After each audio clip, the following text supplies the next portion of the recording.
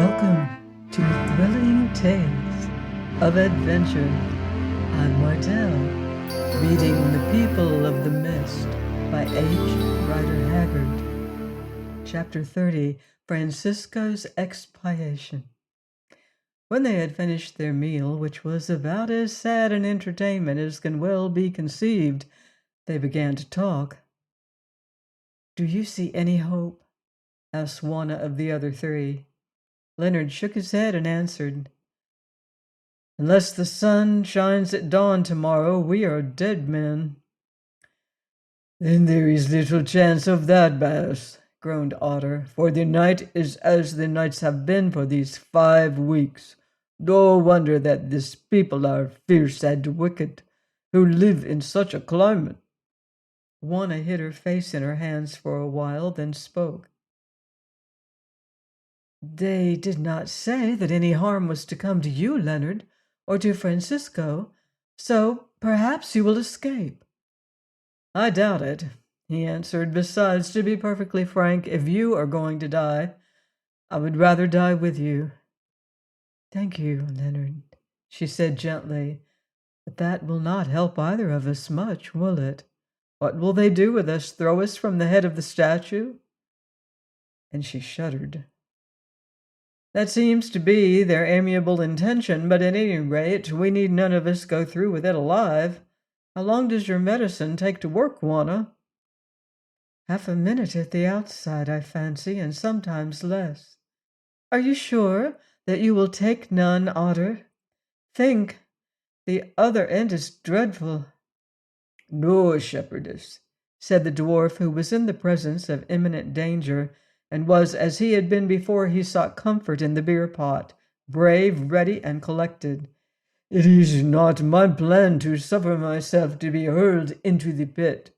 Nay, when the time comes, I shall spring there of my own free will, and if I am not killed, and an otter knows how to leap into a pool, then if I cannot avoid him, I will make a fight for it with that great dweller in the water, yes, and I go to make ready that with which I will fight." And he rose and departed to his sleeping place. Just then Francisco followed his example, seeking a quiet place in which to pursue his devotions, and thus Leonard and Juana were left alone. For some minutes he watched her as she sat beside him in her white temple dress, her beautiful face looking stern and sad against the dusky background of the torchlight, and a great shame and pity filled his heart. The blood of this girl was on his hands, and he could do nothing to help her. His selfishness had dragged her into this miserable enterprise, and now its inevitable end was at hand, and he was her murderer, the murderer of the woman who was all the world to him, and who had been entrusted to his care with her father's dying breath. "Forgive me," he said at length with something like a sob, laying his hand upon hers. "What have I to forgive, Leonard?" she replied gently. "Now that it is all finished, and I look back upon the past few months, it seems to me that it is you who should forgive, for I have often behaved badly to you." "Nonsense, Juana, it was my wicked folly that led you into this, and now you are about to be cut off in the beginning of your youth and in the flower of your beauty. I am your murderer, Juana." And dropping his voice, he hesitated, then added, "It may as well out now, for time is short, though I have often sworn that nothing should make me say it.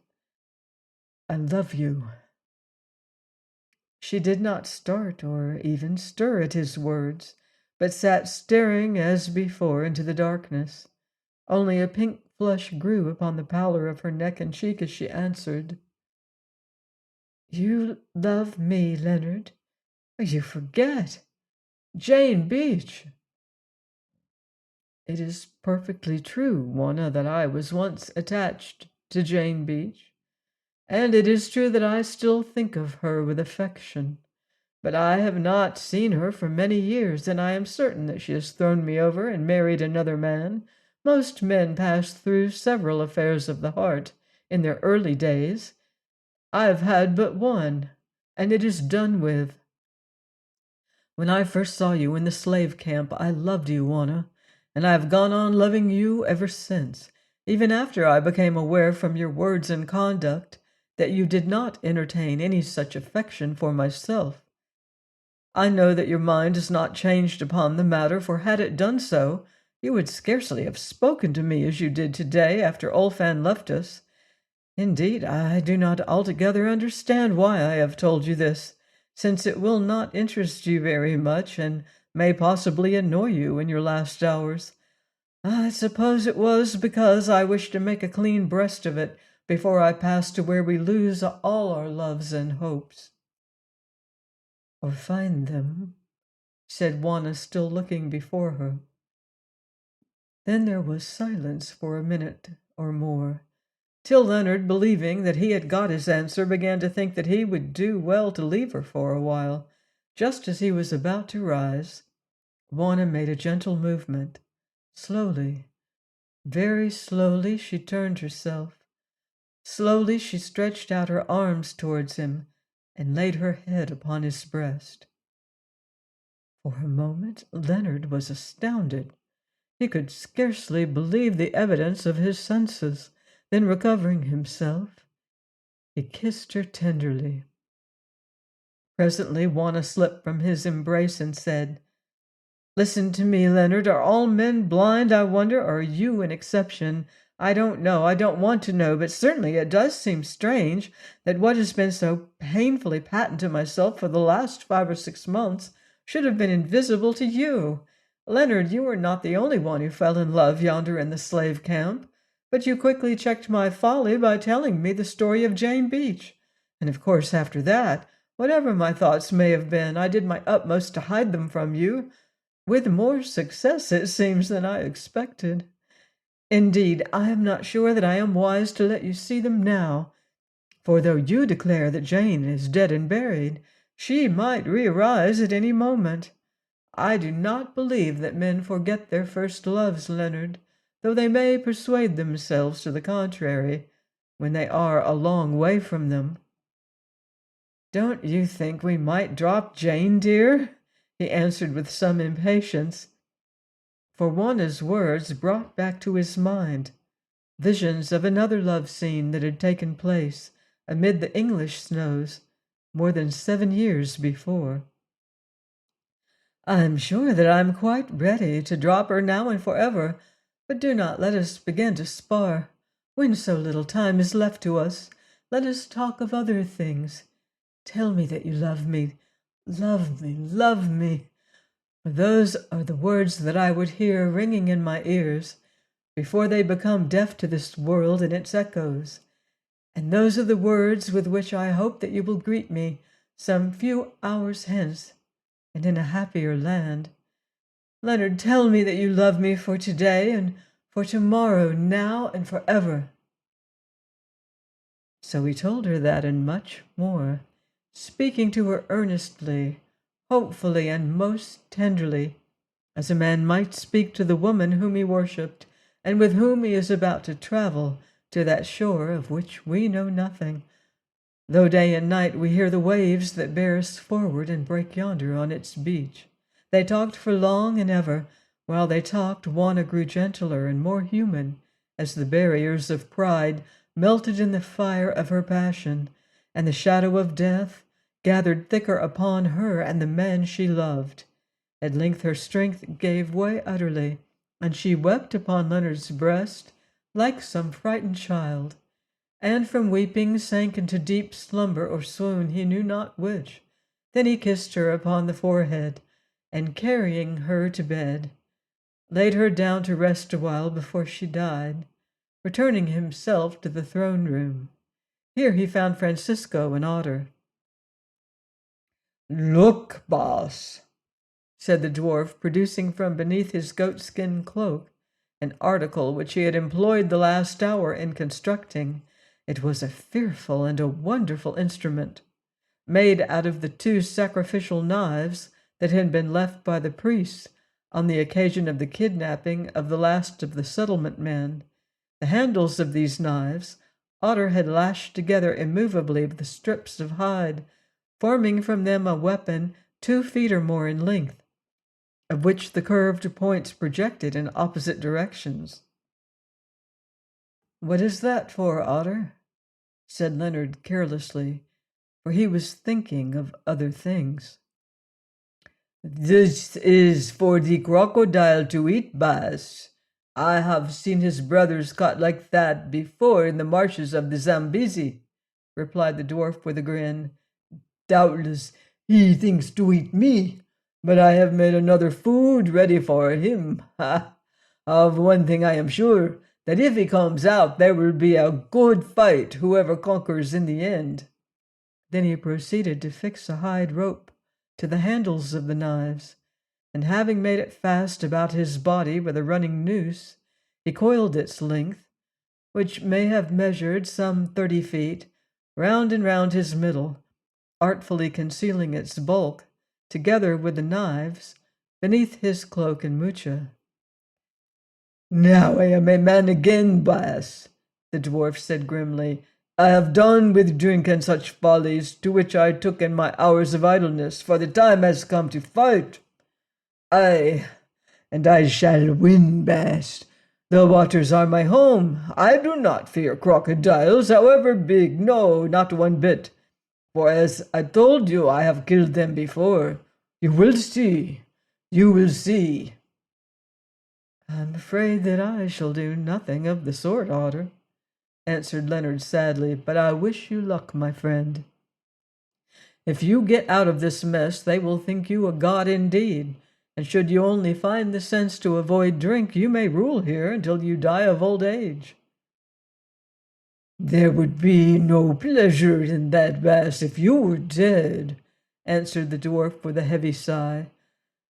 "Alas, my folly has helped to bring you into this trouble, but this I swear, that if I live, and my spirit tells me that I shall not die tonight, it will be to avenge you. Fear not, baas. When I am a god again, one by one I will kill them all, and when they are dead, then I will kill myself and come to look for you." "It is very kind of you, Otter, I am sure," said Leonard with something like a laugh, and at that moment the curtain swung aside, and Soa stood before them, accompanied by 4 armed priests. "What do you want, woman?"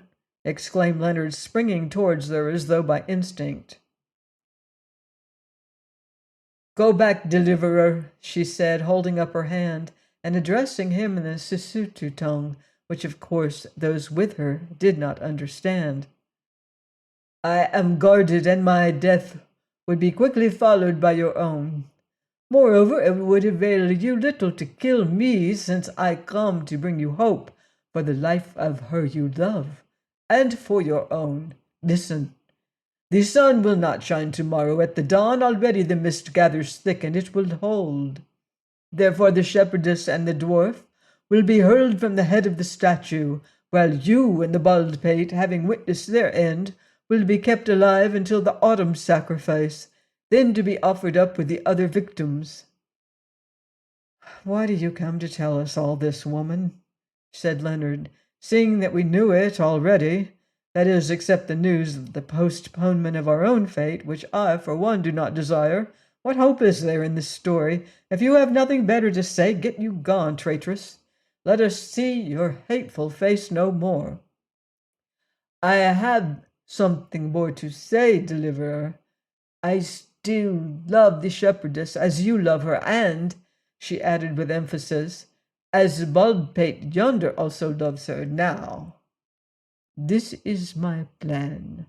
2 must die at dawn, but of those 2 the shepherdess need not be one. The morning will be misty.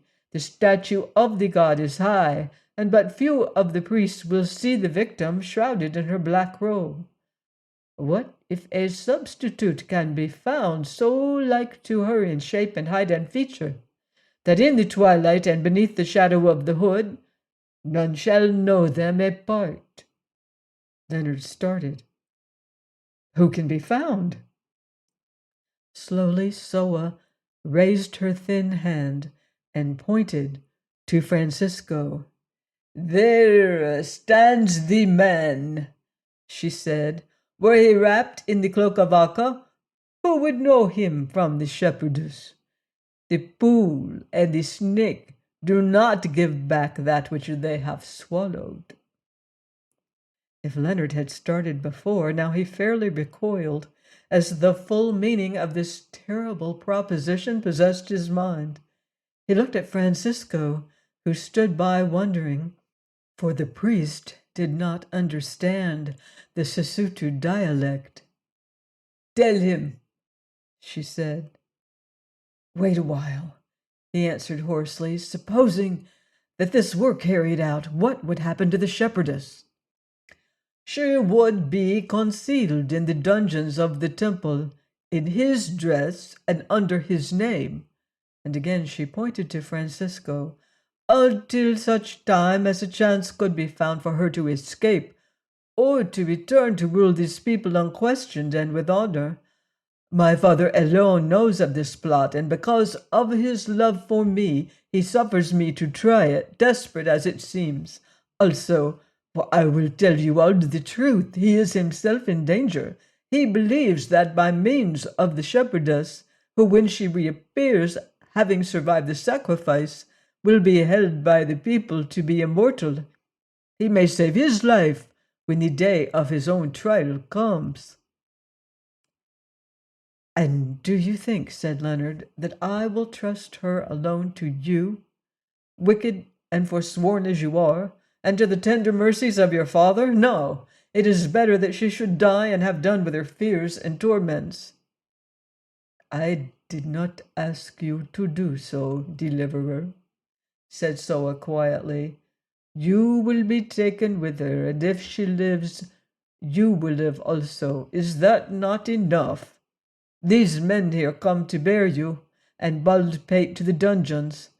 They will bear you and the shepherdess, knowing no difference, that is all. Now, tell him, perchance he may not be willing to accept." "Francisco, come here," said Leonard in a low voice, speaking in Portuguese. Then he told him all, while Soa watched them with her glittering eyes.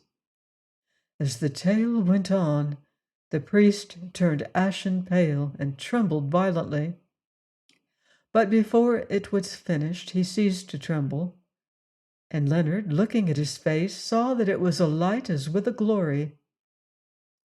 "I accept," he said in a clear voice, "for thus will it be given to me to save the life of the Signora and to atone for my offense. Come, let me make ready." "Francisco," muttered Leonard, for his emotion would not suffer him to speak aloud, "you are a saint and a hero. I wish that I could go through this in your stead, for most gladly would I do so, but it is not possible." "It seems, then, that there are two saints and heroes," replied the priest gently. "But why talk thus? It is the bounden duty of either or both of us to die for her. Yet it is far better that I should die leaving you alive to love and comfort her." Leonard thought a moment. "I suppose it must be so," he said, "but heaven knows it is a terrible alternative. How can I trust that woman Soa? And yet if I do not trust her, Juana will be killed at once." "You must take the chance of it," answered Francisco. "After all, she is fond of her mistress, and it was because she grew jealous that she fled to Nam and betrayed us." "There is another thing," said Leonard. "How are we to get Juana away? If once she suspects the plot, there will be an end of it. Soa, come hither." She came, and he put this question to her, telling her at the same time that Francisco consented to the scheme, and that Juana slept behind the curtain and might awake at any moment. "I have that with me which shall overcome the difficulty, deliverer," answered Soa, "for I foresaw it. See here." and she drew a small gourd from her dress. "This is that same water of which Saga gave your black dog to drink when I escaped you. Now mix it with some spirit. Go to the shepherdess, awake her, and bid her drink this to comfort her. She will obey, and immediately deep sleep will take her again that shall hold her fast for 6 hours." "It is not a poison?" asked Leonard suspiciously. "No, it is not a poison. What need would there be to poison one who must die at dawn?" Then Leonard did as she told him. Taking a tin pannikin, one of their few possessions, he emptied the sleeping draught into it and added enough native brandy to color the water. Next he went into Juana's room and found her lying fast asleep upon the great bed. Going up to her, he touched her gently on the shoulder, saying, "Wake, my love." She raised herself and opened her eyes. "Is that you, Leonard?" she said. "I was dreaming that I was a girl again and at school in Durban, and that it was time to get up for early service at the church. Oh, I remember now. Is it dawn yet?" "No, dear, but it soon will be," he answered. "Here, drink this. It will give you courage." "Ah, how horrid that spirit tastes," she said, then sank back slowly on the cushion, and in another minute fell sound asleep again. The draught was strong, and it worked quickly. Leonard went to the curtain and beckoned to Soa and the others. They all entered, except the priest, who remained clustered together near the doorway of the great chamber, talking in low tones, and apparently taking no notice of what passed. "Take off that robe, Baldpate," said Soa. "I must give you another." He obeyed, and while Soa was engaged in clothing Juana's senseless form in the gown of the priest, Francisco drew his diary from the pocket in his vest where he kept it. Rapidly he wrote a few lines on a blank page. Then, shutting the book, he handed it to Leonard, together with his rosary, saying, "Let the Signor read what I have written here after I am dead, not before, and give her these beads in memory of me. Many is the time that I have prayed for her upon them. Perhaps she will wear them after I am gone, and although she is a Protestant, sometimes offer up a prayer for me." Leonard took the book and the rosary and placed them in an inner pocket. Then he turned to Otter and rapidly explained to him the meaning of all that was being done. "Baas," said the dwarf, "put no faith in the she-devil. And yet perhaps she will try to save the shepherdess, for she loves her as a lioness loves her young. But I am afraid for you, Baas. For you she hates." "Never mind about me, Otter," answered Leonard. "Listen, they're going to hide us in the dungeons of the temple. If by any chance you escape, seek out Olfin and try to rescue us. If not, farewell, and may we meet again in another place." "Oh, Baas," said Otter with a deep sob. "For myself I care nothing, nor whether I live or die, but it is sad to think that you will perish alone and I not with you. Oh, why did Baas Tom dream that evil dream? Had it not been for him, we might have been transport riding in Natal today. I would that I had been a better servant to you, Baas, but it is too late now." And as he spoke, Leonard felt a great tear fall upon his hand. "Never mind the servant, Otter," he answered. "You are the best friend, black or white, that I ever had, and heaven reward you for it. If you can help the bass yonder at the last, do so. At the least, see that he swallows the medicine in time, for he is a weak and gentle fellow, not fitted to die such a death." And he turned away. By this time Soa had arrayed Francisco in the black robe of Aka. The white dress worn in the temple ceremonies he did not put on, for it remained upon Juana completely hidden from sight by the priest's gown. "Who would know them apart now?" asked Soa triumphantly. then added, handing Leonard the great ruby which she had taken from Juana's forehead, "Here, deliverer, this belongs to you. Do not lose this stone, for you have gone through much to win it." Leonard took the gem, and at first was minded to dash it into the old woman's sneering face. But remembering the uselessness of such a performance, he thrust it into his pocket, together with the rosary. "Come, let us be going," said Soa. "You must carry the shepherdess, deliverer. I will say that it is Baldpate who has fainted with fear. Farewell, Baldpate. After all, you are a brave man, and I honor you for this deed. Keep the hood well above your face. If you would preserve the shepherdess alive, be silent, answering no word whoever addresses you, and uttering no cry, however great your fear." Francisco went to the bed where Juana lay, and holding out his hand above her, as though in blessing, he muttered some words of prayer or farewell. Then turning, he clasped Leonard in his arms, kissed him, and blessed him also. "Goodbye, Francisco," said Leonard in a choking voice. "Surely the kingdom of heaven is made up of such of you." "Do not weep, my friend," answered the priest, "for there in that kingdom I hope to greet you and her." And so these friends parted. Join me next time for more exciting adventure in The People of the Mist by H. Rider Haggard, here on Thrilling Tales of Adventure.